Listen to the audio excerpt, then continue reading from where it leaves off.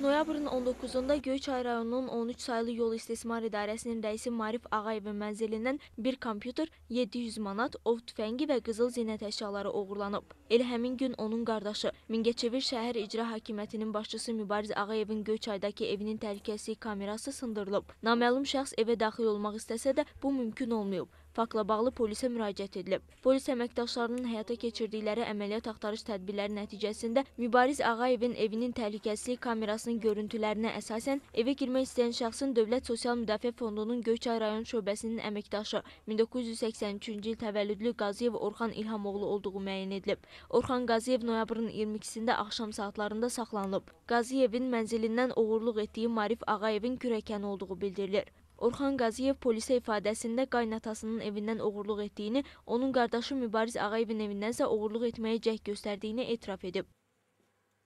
Çıxdım, dedilər, bəs polisə gəlib. Çıxdım, polislərin maşını oradadır. Oradan da gəlib 2 nəfər ayrılıb, əllərində batareya yoxlaya getdilər. Deyək kimi. Oradan gecə saat 8-9 iradələrində. Oradan da qayıtdı, bəs burada qapı var, deyim, qapı var, tutulub. Qapı var, tutub da işlənir. Çartdı qapını, dəmir qapı idi, barinin işlədi. Oradan da qayıdıb gəlib, çıxdılar, çölə getdilər, vəssələ. Biz bura müəllim yanından çıxırdıq, gördük ki, çoxlu polislər var, 200 dənə polis maşını var idi. Dedilər, oğru girib evə, gecə girib. Amma daha demədilər nə olub. Amma evki qiymətli şeylər uğramışdılar.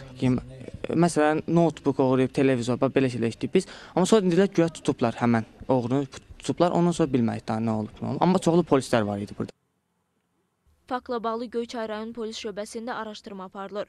Qeyd edək ki, Orxan Qaziyev uzun illər Azərbaycanın daxili işlər orqanlarında rəhbər vəzifələrdə çalışmış, Zaqatala, Biləsuvar rayonlarının polis rəislərinin müavini, Göyçay rayon polis şöbəsinin cinayət axtarış bölməsinin rəisi işləmiş, hazırda isə təqaüddə olan İlham Qaziyevin oğludur. Xatırladaq ki, Orxan Qaziyevin evindən oğurluq etməyə cəhd etdiyi Mingəçevir şəhər icra hakimiyyətinin başçısı Mübariz Ağayev 2009-cu ilə qədər Göyçay rayon icra hakimiyyətinin başçısı vəzifəsində çalışıb.